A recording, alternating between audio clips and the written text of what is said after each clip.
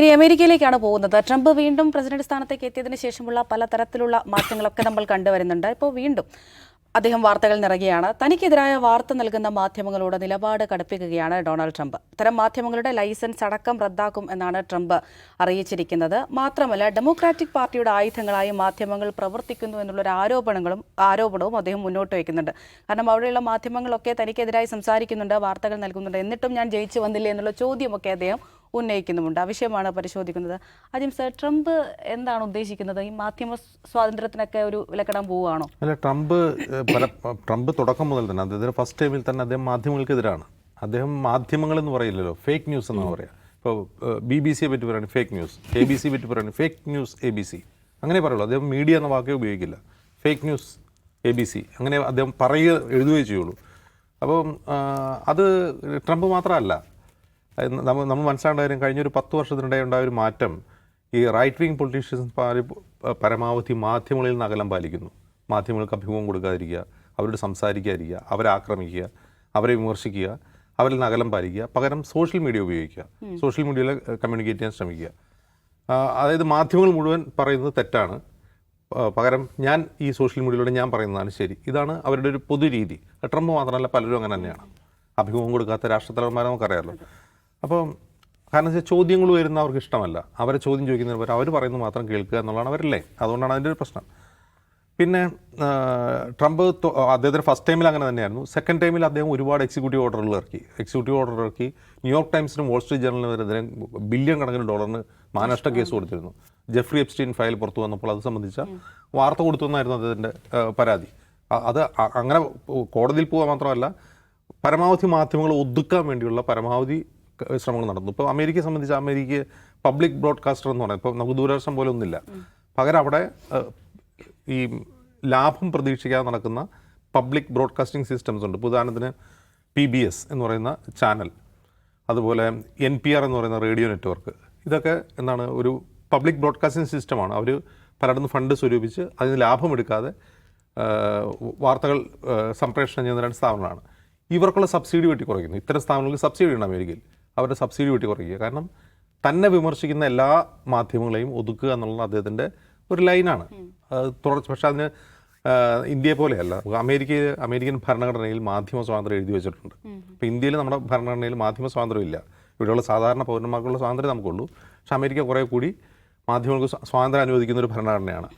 അതുകൊണ്ട് ട്രംപിൻ്റെ പല എക്സിക്യൂട്ടീവ് ഓർഡറുകളും ട്രംപിൻ്റെ പല മാധ്യമമാരണ നയങ്ങളും കോടതിയിൽ ചോദ്യം ചെയ്യപ്പെടുന്നുണ്ട്.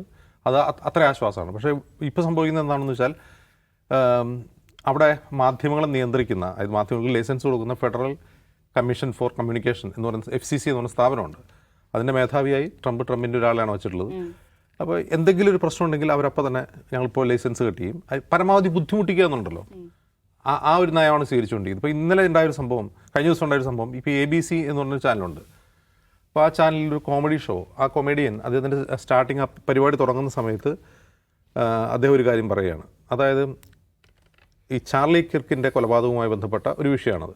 ചാർലി കിർക്കിൻ്റെ കൊലപാതകം നമുക്കറിയാമല്ലോ. അതിലൊരു 22 വയസ്സുള്ള ഒരു ചെറുപ്പക്കാരനെ അറസ്റ്റ് ചെയ്തിട്ടുണ്ട്.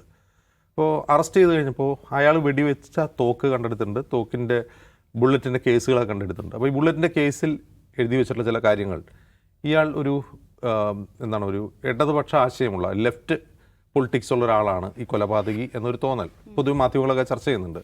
അതിൻ്റെ കാരണം ഈ ചാർലി കിർക്ക് വലിയ തോതിൽ ഹെയ്റ്റ് പ്രസരിപ്പിച്ചിരുന്ന ഒരു മനുഷ്യനായിരുന്നു. അപ്പോൾ അതിനെതിരായിട്ടുള്ള വിരോധമാകാം ഈ കൊലപാതകത്തിന് പിന്നിൽ എന്ന നിഗമനം അവിടുത്തെ മാധ്യമങ്ങൾക്കുണ്ട്, അവിടുത്തെ അന്വേഷണ ഏജൻസിക്കുണ്ട്. ഇതിൽ ഈ പറയുന്ന വെടിയുണ്ടയുടെ കേസിൽ എഴുതി വെച്ചിരുന്നത് ബെല്ല ചാവോ എന്ന പാട്ടിൻ്റെ ഫസ്റ്റ് വരികയാണ്. അറിയാലോ, അതൊരു ഫാഷിസ്റ്റ് വിരുദ്ധ സോങ്ങാണ് ബെല്ല ചാവോ. മറ്റൊന്ന്, അതിൽ കാണുന്നൊരു കാര്യം, അയാളൊരു ഫാഷിസ്റ്റ് വിരുദ്ധനാണ്, ഒരു ലെഫ്റ്റ് ഐഡിയോളജി ഉള്ള ആളാണ് എന്നുള്ളതാണ് അന്വേഷണ ഏജൻസി കണ്ടെത്തിയിട്ടുള്ളത്. പക്ഷേ ഇയാളുടെ കുടുംബം മുഴുവൻ റിപ്പബ്ലിക്കൻ ഫാമിലിയാണ്. അപ്പോൾ ഈ കൊമേഡിയൻ ഈ ഷോ തുടങ്ങുമ്പോൾ തന്നെ പറയുന്നത്, ഈ കൊലപാതകത്തെ ട്രംപ് രാഷ്ട്രീയ വിരോധം തീർക്കാൻ ഉപയോഗിക്കുകയാണ്. അതായത് ഇടതുപക്ഷ രാഷ്ട്രീയം പേർന്ന ആളുകൾക്കെതിരെ ഇയാൾ വെറുപ്പ് പ്രസരിപ്പിച്ചുകൊണ്ടിരിക്കുകയാണ്. കൊന്നത് ലെഫ്റ്റിസ്റ്റുകളാണോ, ലെഫ്റ്റിസ്റ്റുകൾ മൊത്തം പ്രശ്നമാണെന്നുള്ള രീതിയിൽ രാഷ്ട്രീയ നേട്ടത്തിന് വേണ്ടി ഈ മരണത്തെ ഉപയോഗിക്കുകയാണെന്നൊരു സ്റ്റേറ്റ്മെൻറ്റ് നടന്നു. അതിനുശേഷം ഈ ചാർലി കിർക്കിൻ്റെ കൊലപാതകം സംബന്ധിച്ച് ട്രംപിൻ്റെ ഒരു റെസ്പോൺസ് വൈറ്റ് ഹൗസിൻ്റെ ഫ്രണ്ടിൽ നിന്നിട്ടാണ്. അതിൽ അദ്ദേഹം ഈ ചാർലി കിർക്കിൻ്റെ കൊലപാതകിച്ച് പറഞ്ഞതിനിടയ്ക്ക് നിങ്ങൾ കണ്ടല്ലോ, ഞങ്ങൾ വൈറ്റ് ഹൗസിൽ പുതിയ ഇവിടെ ഒരു മുറിയൊക്കെ പണിയാൻ പോവാണ് എന്നൊക്കെ പറഞ്ഞു. അതിൻ്റെ ഇടയ്ക്ക് എന്തൊക്കെയോ പറയാണ് ട്രംപ്, ഞങ്ങൾ പുതിയ മുറി പണിയുന്നു എന്നൊക്കെ പറയുന്നു. അപ്പോൾ ഈ കൊമേഡിയൻ തിരിച്ചു ചോദിക്കുകയാണ്, ഇത് ഒരു ട്രംപിൻ്റെ ഏറ്റവും അടുത്ത സുഹൃത്തായ ചാർലി കിർക്കിനെ കുറിച്ച് ട്രംപ് പറയുന്ന ഒരു അനുശോചനമാണോ? ഇതൊരു 4 വയസ്സുകാരൻ അവൻ്റെ ഗോൾഡ് ഫിഷ് മരിച്ചു പോയി കഴിഞ്ഞാൽ പറയുന്ന കരയുന്ന പോലെയാണല്ലോ എന്ന് പറഞ്ഞിട്ട് കളിയാക്കുകയാണ്. കാരണം ഒരു ചാർലി കിർക്ക് മരിച്ചിട്ട് അതിനെപ്പറ്റി സംസാരിക്കുമ്പോൾ വൈറ്റ് ഹൗസിൽ മതിലൂടെ കുറിച്ച് സംസാരിക്കരുതല്ലോ. അതാണ് അത് വിമർശിക്കുന്നത്. ഇത് ട്രംപിനെ ഭയങ്കരമായിട്ട് പ്രശ്നമാക്കി. ട്രംപ് പറഞ്ഞു ഇത് ഭയങ്കര പ്രശ്നമാണ്, അതാണ് ഇതാണ്. ഈ ഷോ അവരെ ഓഫ് എയർ ചെയ്തു. അവരെ ഓഫ് എയർ കാരണം അത്ര സമ്മർദ്ദമാണ്. ആ സമ്മർദ്ദം മുമ്പ് അവരെ ഓഫ് എയർ ചെയ്യാതെ സസ്പെൻഡ് ചെയ്തു. ഈ കൊമേഡിയൻ അവരെ സ്ഥിരം ഷോ ചെയ്തുകൊണ്ടിരിക്കുന്നതാണ്. അതിനുശേഷമാണ് ട്രംപ് കഴിഞ്ഞ ദിവസം ഈ FCCക്ക് കൊടുത്തിരുന്ന നിർദ്ദേശം, തന്നെ വിമർശിക്കുന്ന മാധ്യമങ്ങൾ മുഴുവൻ പൂട്ടിയേക്കുക എന്നുകൊണ്ട് തന്നെ നിർദ്ദേശം. പക്ഷേ അമേരിക്കയിൽ അത് സാധ്യമാവില്ല. കാരണം അമേരിക്ക കുറേ കൂടി മാധ്യമ സ്വാതന്ത്ര്യമുള്ള സ്ഥലമാണ്. മാത്രവുമല്ല ഇന്ത്യയിലെ പോലെയല്ല, മാധ്യമങ്ങൾക്ക് അവിടെ വിശ്വാസ്യതയുമുണ്ട്. ഇവിടുത്തെ മാധ്യമങ്ങളിൽ വിശ്വാസം നഷ്ടപ്പെടുന്നതിൻ്റെ പിന്നിൽ നമുക്ക് എന്താ കാര്യം എന്നറിയാമല്ലോ. ഭരണകൂടത്തിൻ്റെ സമ്മർദ്ദം താങ്ങ വയ്യാതെ ഭരണകൂടത്തിൻ്റെ വോയിസായി മാറുകയാണ് ഇവിടെ മാധ്യമങ്ങൾ. പക്ഷേ അവിടെ അങ്ങനെയല്ല. അവിടുത്തെ പ്രധാനപ്പെട്ട മാധ്യമങ്ങളെല്ലാം അവിടുത്തെ ഭരണകൂടത്തെ എസ്പെഷ്യലി ട്രംപിനെ വിമർശിക്കുന്നതിൽ അല്ലെങ്കിൽ കാര്യങ്ങൾ ചൂണ്ടിക്കാട്ടുന്നതിൽ ഒരു തരത്തിലുള്ള വൈമനസ്യം അവർ പ്രകടിപ്പിക്കാറില്ല. അത് നൂറ്റാണ്ടുകൾ പഴക്കമുള്ള മാധ്യമങ്ങളാവട്ടെ, ഏത് മാധ്യമങ്ങളാവട്ടെ.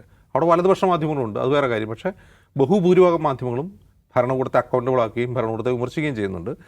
പിന്നെ കോടതികൾ, അമേരിക്കൻ ഭരണഘടന മാധ്യമ സ്വാതന്ത്ര്യത്തിന് കുറേ കൂടി പരിഗണന കൊടുക്കുന്ന ഒരു രാജ്യം കൂടിയാണ് അമേരിക്ക. അതുകൊണ്ട് ട്രംപിൻ്റെ ഭീഷണി വില പോകുന്നില്ല. പക്ഷേ ട്രംപ് നിരന്തരം അത് ശ്രമിച്ചുകൊണ്ടിരിക്കും. അദ്ദേഹത്തിൻ്റെ ഫസ്റ്റ് ടൈമിൽ അദ്ദേഹം ശ്രമിച്ചതുപോലെ ഈ സെക്കൻഡ് ടൈമിൽ അദ്ദേഹം ശ്രമിച്ചുകൊണ്ടിരിക്കും. അത് കൂടുതൽ അദ്ദേഹത്തെ അപഹാസ്യനാക്കുകയാണ് ചെയ്യുക. അപ്പോൾ നോക്കുക, ട്വിറ്റർ ട്രംപിനെ ബാൻ ചെയ്തു. അദ്ദേഹം സോഷ്യൽ മീഡിയയാണ് പ്രധാനമായിട്ട് ഉപയോഗിച്ചുകൊണ്ടിരുന്നത്. ട്വിറ്റർ അക്കൗണ്ട് തന്നെ മരവിപ്പിച്ചു കളയുന്ന സംഭവമൊക്കെ അറിയാം. പിന്നെന്താണ്, ട്വിറ്റർ അദ്ദേഹത്തിൻ്റെ സുഹൃത്തായ എലോൺ മസ്ക് വാങ്ങുന്നു, വീണ്ടും അദ്ദേഹം തിരിച്ചു വരുന്നു, മസ്കുമായിട്ട് ഉടക്കുന്നു. ഉടക്കി കഴിഞ്ഞപ്പോൾ അദ്ദേഹം പുതുതായിട്ട് സ്വന്തമായി സോഷ്യൽ മീഡിയ തുടങ്ങി, ട്രൂത്ത് സോഷ്യൽ എന്ന് പറയുന്നത് സ്വന്തമായി സോഷ്യൽ മീഡിയ തുടങ്ങി. അപ്പോൾ അങ്ങനെയൊക്കെയാണ് അദ്ദേഹം എന്താണ് മാധ്യമങ്ങളെ കാണുന്നത്, നവമാധ്യമങ്ങളെ കാണുന്നത്. അദ്ദേഹം ജനാധിപത്യത്തെ കാണുന്നത് അങ്ങനെ തന്നെയാണ്. പക്ഷെ അമേരിക്കയിൽ അത് വില പോവില്ല. കാരണം അമേരിക്കക്കാർ അത് സമ്മതിക്കുമെന്ന് തോന്നുന്നില്ല. നോഫൽ എങ്ങനെയാണ് ട്രംപിൻ്റെ ഇത്തരത്തിലുള്ള നീക്കങ്ങളെ വിലയിരുത്തുന്നത്? അതിപ്പോൾ അജിംസ് പറഞ്ഞ പോലെ ഇപ്പം ഈ ഭരണാധികാരികൾ ഇപ്പോൾ ചെയ്തുകൊണ്ടിരിക്കുന്ന ഒന്നുകിൽ മാധ്യമങ്ങളെ വിലക്കെടുക്കുക, അല്ലെങ്കിൽ മാധ്യമങ്ങളെ ഇല്ലാതാക്കുക. അതിപ്പം വലതുപക്ഷമായാലും കൊള്ളാം, ഇടതുപക്ഷമായാലും കൊള്ളാം. അതിൻ്റെ ചെറിയ ലക്ഷണങ്ങളൊക്കെ കേരളത്തിൽ വരെ നമുക്ക് കാണാൻ സാധിക്കും എന്നുള്ളതാണ്. അപ്പം അങ്ങനെ ട്രംപ് പറയുന്ന 97% മാധ്യമങ്ങളും തനിക്കെതിരാണെന്നാണ് അദ്ദേഹം പറയുന്നത്. കാരണം അദ്ദേഹത്തിന് ആദ്യ ടേമിലും ഇപ്പോൾ രണ്ടാമത്തെ ടേമിലും അദ്ദേഹത്തിനെതിരെ വലിയ വിമർശനങ്ങൾ മാധ്യമങ്ങളുടെ ഭാഗത്തുനിന്നുണ്ടായിട്ടുണ്ട്. ആ സമയത്തൊക്കെ തുടക്കം മുതൽ തന്നെ വിവിധ മാധ്യമങ്ങൾക്കെതിരെ അദ്ദേഹം നടപടിയും സ്വീകരിച്ചിട്ടുണ്ട്. ഇപ്പം CNN-നെതിരെ നടപടി സ്വീകരിച്ചിട്ടുണ്ട്. ന്യൂയോർക്ക് ടൈംസിനെതിരെ $1 ബില്യൺ, $12 ബില്യൺ അങ്ങനെ എന്തോ ആണ് വലിയ മാനനഷ്ടത്തിന് കേസ് കൊടുത്തിരിക്കുന്നത്. NBC ന്യൂസിനെതിരെ എടുത്തിട്ടുണ്ട്, NPR-നെതിരെ എടുത്തിട്ടുണ്ട്. അപ്പം എല്ലാവർക്കെതിരെയും വലിയ രീതിയിലുള്ള നിയമ നടപടികൾ, അതോടൊപ്പം തന്നെ അന്വേഷണം, ഇതൊക്കെ നടക്കുന്നുണ്ട്. NBC-ക്കെതിരെ ഒരു നടപടി എടുത്തിരിക്കുന്നത് അമേരിക്കയുടെ തെക്ക് ഭാഗത്ത് ഉള്ളൊരു ജലാശയത്തെ അമേരിക്കൻ ഉൾക്കടൽ എന്തോ ആണ് പേര്, അത് മെക്സിക്കൻ ഉൾക്കടൽ എന്തോ പേര് മാറിക്കൊടുത്തതിൻ്റെ പേരിൽ ആ സ്ഥാപനത്തെ ബാൻ ചെയ്യാൻ വേണ്ടി. അത് ഈ മെക്സിക്കൻ ഉൾക്കടൽ എന്നാണ് അതിൻ്റെ പേര്.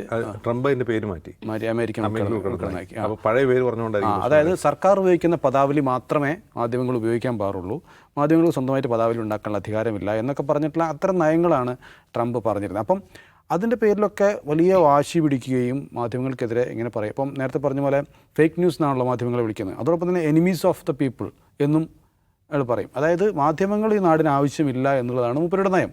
പക്ഷേ മാധ്യമങ്ങളിലൂടെ ചിലതൊക്കെ പറയേണ്ടതുണ്ടല്ലോ, അതുകൊണ്ട് മാത്രമാണ് അദ്ദേഹം വാർത്താ സമ്മേളനം വിളിക്കുന്നത്. പിന്നെ അദ്ദേഹം ഈ ട്രൂത്ത് സോഷ്യലിലൂടെ അദ്ദേഹത്തിൻ്റെ എല്ലാ കാര്യങ്ങളും, ഇപ്പം ഇന്ത്യയും പാകിസ്ഥാനുമായിട്ടുള്ള യുദ്ധം അവസാനിപ്പിച്ചു എന്നുവരെ അദ്ദേഹം ട്രൂത്ത് സോഷ്യലിലാണ് അറിയിക്കുന്നത്. അങ്ങനെ അദ്ദേഹത്തിൻ്റെ പ്രധാനപ്പെട്ട അറിയിപ്പുകൾ, അദ്ദേഹത്തിൻ്റെ ജനങ്ങളോട് സംസാരിക്കാനുള്ള കാര്യങ്ങളൊക്കെ ഇതിലൂടെയാണ് അദ്ദേഹം അറിയിച്ചുകൊണ്ടിരിക്കുന്നത്.